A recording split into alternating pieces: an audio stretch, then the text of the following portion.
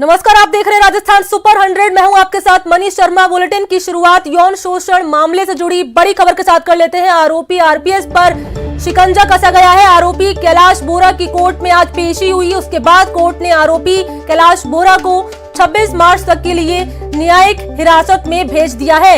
आरोपी के वकील ने मांग की है कि जेल में अलग बैरक में कैलाश बोरा को रखा जाए। ये मांग की है आरोपी के वकील ने। और आपको बताते चले कि सरकार पहले ही कर चुकी है पुलिस सेवा से कैलाश बोरा को बर्खास्त।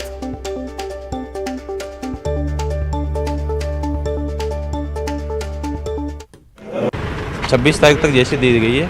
26 तारीख को कोर्ट में वापस जेसी से पेश किया जाएगा। 15 दिन जेसी रिमांड लिया गया। 26 तारीख तक जेसी दी गई है। 26 तारीख को कोर्ट में वापस जेसी से पेश किया जाएगा। ज्यादा जानकारी देंगे सहयोगी सौरभ ग्रस्ती। सौरभ, पूरी खबर बताइए। इसके अलावा वकील ने मांग की अलग बैरक रखने की, क्या कुछ पूरी जानकारी मिल रही है खबर को लेकर? देखिए, आज आरपीएस कैलाश बोरा को एसीबी द्वारा कोर्ट में पेश किया गया। कोर्ट में पेश करने के बाद एसीबी ने न्यायिक हिरासत की मांग रखी थी, रिमांड की मांग नहीं रखी गई थी। इस लिहाज से कोर्ट ने उन्हें 26 मार्च तक न्यायिक हिरासत में भेज दिए। हालांकि इस दौरान जो बचाव पक्ष के वकील थे उनकी ओर से ये मांग की गई थी, दो मांगे उनकी ओर से की गई थी कि उनका कहना था कि चूंकि जो कैलाश बोरा है उसने काफी केस जो है वो काफी मुलजिमों को जेल में पहुंचाया है। इस लिहाज से जेल में उसकी सुरक्षा पर खतरा हो सकता है। इस लिहाज से उसे अलग बैरक में रखने की मांग जो है वो कोर्ट के सामने रखी गई थी। साथ ही ये भी बताया गया था कि जो कैलाश बोरा उसे पहले कोविड हुआ था। इस लिहाज से स्वास्थ्य की दृष्टि से उसे दवाई की उपलब्धता भी जेल में करा जाए। इस प्रकार की दो बातें बचाव पक्ष की ओर से रखी गई थी। हालांकि कोर्ट ने जो भी जेल मैनुअल होते हैं उस लिहाज से उसे रखने का जो है वो आदेश जेल को दिया है। तो अब क्योंकि रिमांड नहीं मांगी गई है तो 26 मार्च को फिर से जो है वो इसकी पेशी होगी। और जिस प्रकार से पहले जब गिरफ्तारी हुई और उससे पहले सत्यापन हुआ तो एसीबी के पास तमाम जो सबूत है वो पहले से मौजूद है। इस लिहाज से जो है वो एसीबी ने रिमांड की मांग जो है नहीं की है। जी चलिए, बहुत शुक्रिया आपका तमाम जानकारी के लिए। कोई अपडेट होगा फिर से जुड़ेंगे आपसे। बहुत शुक्रिया। और चलिए एक और बड़ी खबर जान लीजिए। राजस्थान पुलिस के डिकॉय ऑपरेशन की तारीफ की गई है। संसदीय समिति ने इस डिकॉय ऑपरेशन की बाकायदा तारीफ की है।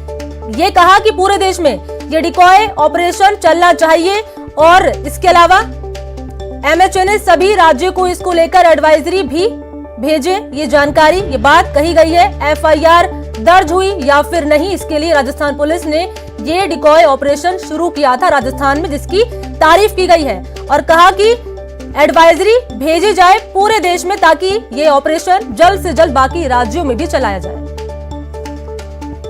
और इसी खबर पर ज्यादा जानकारी के साथ हमारे नेशनल एडिटर शैलेंद्र वांगू जुड़ चुके हैं। शैलेंद्र, तारीफ की गई है बाकायदा राजस्थान के डिकॉय ऑपरेशन की, क्या कुछ जानकारी मिल रही है? मैं चाहूंगी आप विस्तार से जानकारी दें।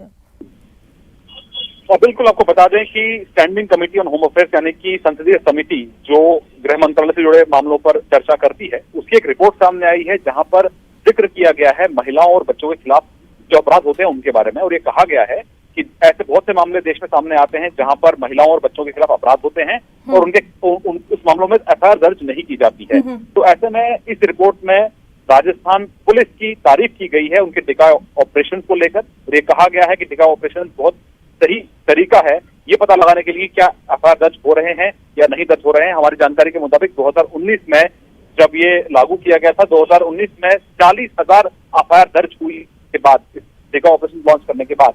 तो ऐसे में संसदीय समिति ने सुझाव दिया है गृह मंत्रालय को कि राजस्थान सरकार के मॉडल को, राजस्थान पुलिस के इस मॉडल को रेप्लिकेट किया जाए पूरे देश में, इसको मॉडल के तौर पर इम्प्लीमेंट किया जाए और ऐसे डिकॉय ऑपरेशन न सिर्फ राजस्थान में बल्कि देश के अलग अलग हिस्सों में अलग अलग समय पे इस तरह के ऑपरेशन कराए जाने चाहिए ताकि इस तरह के अपराधों में जो पीड़ित है, उनका परिवार है, उनको इंसाफ मिल सके। यानी राजस्थान सरकार ने जो कदम उठाया है उसके पूरे देश में उसको अप्लाई किया जाना चाहिए। और वहीं गृह मंत्रालय को इस पूरे मामले पर सभी राज्यों को एक एडवाइजरी भेजनी चाहिए ताकि इस तरह के डिकॉय ऑपरेशन वहां भी हो और जो पीड़ित होते हैं और जो विक्टिम्स होते हैं उनके उनको इंसाफ मिल सके और ऐसे एफआईआर जो है वो तुरंत हो सके ताकि इंसाफ सभी लोगों को मिल सके। बिल्कुल, और राजस्थान सरकार के इस कदम की तारीफ की गई है ताकि जो पीड़ित हैं उनको जल्द से जल्द न्याय मिल सके। जिस तरीके से राजस्थान सरकार ने ये जो डिकॉय ऑपरेशन था चलाया था, इसकी बकायदा तारीफ की गई है। बहुत शुक्रिया आपका शैलेंद्र, तमाम जानकारी के लिए।